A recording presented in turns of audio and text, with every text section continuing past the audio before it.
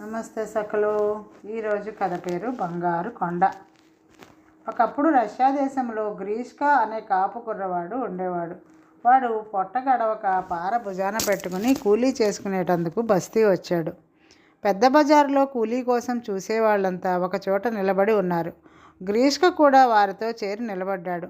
ఎప్పుడైనా ఒక వర్తకుడు వచ్చి కూలీ మనుషులలో ఒకరిని తీసుకుపోవడం జరుగుతూ వచ్చింది. ఎన్ని గంటలు నిలబడినా గ్రీష్కను ఎవరూ కూలీకి పిలుచుకుపోలేదు. ఇంతలో పెద్ద చప్పుడుతో ఒక బంగారు బండి అటుగా వచ్చింది. దానికి 2 తెల్లటి గుర్రాలు కట్టి ఉన్నాయి. కూలీ వాళ్ళందరూ ఆ బండి మీద మూగుతారని గ్రీష్క అనుకున్నాడు. కానీ అలా జరగలేదు. ఆ బండిని అంత దూరాన చూస్తూనే కూలీ వాళ్ళంతా పారిపోయారు. గ్రీష్క ఒక్కడే అక్కడ మిగిలిపోయాడు. అతడికి ఆశ్చర్యం కలిగింది. బండిలో నుంచి ఒక వర్తకుడు తల బయటికి పెట్టి పని చేస్తావా అని గ్రీష్కను అడిగాడు. అందుకే నిలబడి ఉన్నాను అన్నాడు గ్రీష్క. రోజు ఏమివ్వమంటావు అని అడిగాడు వర్తకుడు. గ్రీష్క కొంచెం ఆలోచించి రోజుకి 100 రూబుళ్ళ కూలీ ఇవ్వమన్నాడు. రోజుకి 100 రూబుళ్ళే అన్నాడు వర్తకుడు. ఎవరైనా తక్కువకు వస్తే తీసుకుపోండి. తమరు రావడం చూసి కూలీ వాళ్ళంతా పారిపోవడం నేను గమనించానులేండి అన్నాడు గ్రీష్క. అయితే రేపు సూర్యోదయం వేళకు రేవు దగ్గరికి రా, నీకోసం కనిపెట్టుకుని ఉంటాను అని చెప్పి వర్తకుడు తన బండిలో వెళ్ళిపోయాడు. మర్నాడు సూర్యోదయం వేళకు గ్రీష్క రేవు చేరాడు. అక్కడ వర్తకుడికి నౌక బయలుదేరడానికి సిద్ధంగా ఉన్నది. గ్రీష్క ఎక్కగానే నౌక ప్రయాణమైంది. అది చాలా రోజులు సముద్రం పైన పోయి చివరికి ఒక లంక చేరింది. లంకలో మంటలు లేస్తున్నట్లుగా గ్రీష్కకు కనపడింది. వర్తకుడితో ఆ మాట చెప్తే, అవి మంటలు కావు, నా బంగారు భవనం ఎండపడి అలా మెరుస్తోంది అన్నాడు. వర్తకుడు ఈ నౌక లంకను చేరగానే ఒడ్డున వర్తకుడి భార్య కూతురు కనిపించారు. వర్తకుడి కూతురును చూసి గ్రీష్కకు ప్రేమ పుట్టుకొచ్చింది. ప్రపంచంలో అంత అందగత్తె ఉంటుందని వాడు ఎన్నడూ వినలేదు. గ్రీష్క కూడా అందమైన వాడు కావడంతో ఆ పిల్ల కూడా వాడిని చూస్తూనే ప్రేమించింది. ఆ రాత్రి వర్తకుడికి బంగారు భవనంలో గొప్ప విందు జరిగింది.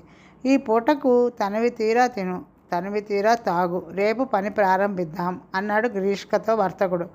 ఆ రాత్రి గ్రీష్క మహారాజులు చేసే భోజనం చేశాడు. భోజనాలు అయ్యాక వర్తకుడి కూతురు గ్రీష్కను అవతలికి తీసుకుపోయి ఒక అగ్గి పెట్టే వాడి చేతిలో పెట్టి, ఇది ఎప్పుడు నీ దగ్గరే ఉంచుకో. ఇందులో ఉక్కు ముక్క, చెక్కుముక్కి రాయి ఉన్నాయి. ఈ లంకలో నీకు ఏ ప్రమాదం జరిగినా ఉక్కుతో చెక్కుముక్కిని కొట్టు, వెంటనే ఆపద తొలగిపోతుంది అని రహస్యం చెప్పింది. మర్నాడు తెల్లవారి వర్తకుడు గ్రీష్కను వెంట పెట్టుకుని ఒక కొండ వద్దకు వెళ్ళాడు. అది బంగారు కొండ. వర్తకుడు గ్రీష్కను కొండ శిఖరానికి ఎక్కమన్నాడు. కానీ కొండ చాలా నున్నగా ఉండి కాలికి పట్టు దొరకకపోవడంతో గ్రీష్క కొండను ఎక్కలేకపోయాడు. నీకు బలం చాలడం లేదు, ఈ మందు తాగు అంటూ వర్తకుడు గ్రీష్కకు ఏదో పానీయం ఇచ్చాడు. అది నోటికి తగలడంతోనే గ్రీష్క స్పృహ తప్పి కింద పడిపోయాడు. వెంటనే వర్తకుడు తన వెంట తెచ్చిన గుర్రాన్ని చంపి దాని పొట్టలో గ్రీష్కను పెట్టి కుట్టి తాను వెళ్ళి పొదలలో దాగాడు. కొంచెం సేపటికి 2 పెద్ద పక్షులు వచ్చి గుర్రం కళేబరాన్ని తమ గోళ్లతో పట్టి కొండ శిఖరానికి తీసుకుపోయి అక్కడ దాన్ని పీకు తినసాగాయి. కొంచెం సేపట్లో గుర్రం అస్థిపంజరం మాత్రమే మిగిలింది.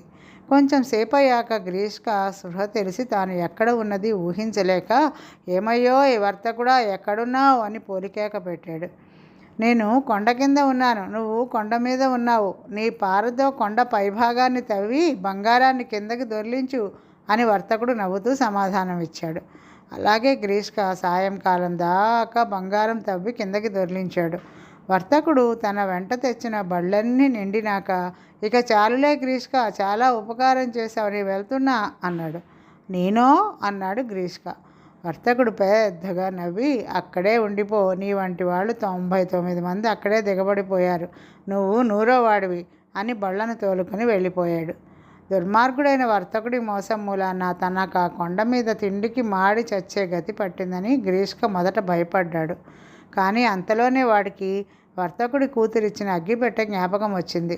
వాడు ఆ పెట్టెను తెరిచి ఇనుప ముక్కతో చెక్కుముక్కి రాతిని కొట్టాడు. అందులోంచి 2 రవ్వలు వచ్చాయి. అవి 2 యువకులుగా మారి ఏం కావాలి అని గ్రీష్కను అడిగాయి. నన్ను కిందికి చేర్చండి అన్నాడు గ్రీష్క. మరుక్షణమే వాడు సముద్ర తీరాన ఉన్నాడు. కొంచెం సేపట్లో అటుగా ఒక ఓడ వచ్చింది. వాడు కళాసులను బతిమాలి ఆ ఓడలో ఎక్కి తన దేశానికి తిరిగి వెళ్ళాడు. కొంతకాలం గడిచింది. మళ్ళీ గ్రీష్క పార భుజాన పెట్టుకుని పెద్ద బజారులో కూలీవాళ్లతో కలిసి నిలబడ్డాడు. బంగారు బండిలో వర్తకుడు అటుగా వచ్చాడు. బంగారు ఆ బండిని చూస్తూనే గ్రీష్క తప్ప మిగిలిన కూలీలందరూ పారిపోయారు. వర్తకుడు గ్రీష్క నిలబడి ఉన్న చోట బండి ఆపి బయటికి తొంగి చూసి గ్రీష్కను పనిచేస్తావా అని అడిగాడు. గ్రీష్క చేస్తాను అన్నాడు. రోజు కూలీ ఏమివ్వమంటావు అన్నాడు వర్తకుడు. గ్రీష్కను గుర్తించగా 200 రూబుళ్ళు ఇప్పించండి అన్నాడు గ్రీష్క. 200 రూబుళ్ళే? అందులో సగం కంటే నేనెవరికి ఎన్నడూ ఇవ్వలేదు అన్నాడు వర్తకుడు. ఇష్టమైతే ఇవ్వండి, లేకపోతే ఇంకొకరిని చూసుకోండి. మీరు రావటం చూసి అందరూ పారిపోయారు, నేను చూశాలే అన్నాడు గ్రీష్క అమాయకత్వం నటిస్తూ. సరే అయితే రేపు సూర్యోదయం వేళకు రేవుకురా, నీకోసం కనిపెట్టుకుని ఉంటాను అంటూ వర్తకుడు బండిలో వెళ్ళిపోయాడు. మర్నాడు ఉదయం గ్రీష్క వర్తకుడి నౌకలో ఎక్కి లంకకు వెళ్ళాడు. అంతా కిందటిసారిలాగే జరిగింది. ఇద్దరూ కంగారుగా కొండ వద్దకు చేరినాక వర్తకుడు గ్రీష్కను కొండ ఎక్కమన్నాడు. గ్రీష్క ఎక్కలేకపోయాడు. ఇదిగో ఈ మందు తాగు, బలం వస్తుంది అంటూ వర్తకుడు గ్రీష్కకు ఏదో పానీయం ఇచ్చాడు. నా దగ్గర కూడా తాగే పానీయం ఉంది, ముందు తమరు తాగండి అంటూ గ్రీష్క తన నీటి బుడ్డి నుంచి వర్తకుడికి కొంత పానీయం ఇచ్చాడు. ఎట్టి అనుమానము లేని కారణంతో వర్తకుడు గ్రీష్క ఇచ్చిన పానీయం తాగి స్పృహ తప్పి కింద పడిపోయాడు. గ్రీష్క ఒక గుర్రాన్ని చంపి వర్తకుడిని అందులో పెట్టి కుట్టి తాను వెళ్ళి పొదలలో దాక్కున్నాడు. పక్షులు వచ్చి వర్తకుడిని గుర్రాన్ని కొండ శిఖరం మీదకి చేర్చి గుర్రాన్ని తినేసి వెళ్ళిపోయాయి. వర్తకుడు గుర్రం అస్థిపంజరం నుంచి బయటికి వచ్చి, ఒరే ఎక్కడ ఉన్నావురా అని కేక పెట్టాడు. తమరు కొండ మీద ఉన్నారు, నేను కొండ కింద ఉన్నాను, నేను పోతున్నాను, మీరు అక్కడే ఉండండి, ఇప్పటికి 99 మంది అయ్యారు, మీరు 100వ అని వర్తకుడితో చెప్పి గ్రీష్క వర్తకుడు ఇంటికి తిరిగి వచ్చి వర్తకుడు కుమార్తెను పెళ్ళాడి బంగారు భవనంలో ఆమెతో కూడా సుఖంగా ఉన్నాడు. ఈరోజుకి కథ సమాప్తం సఖులు. మరొక కథతో రేపు కలుద్దాం. నమస్తే.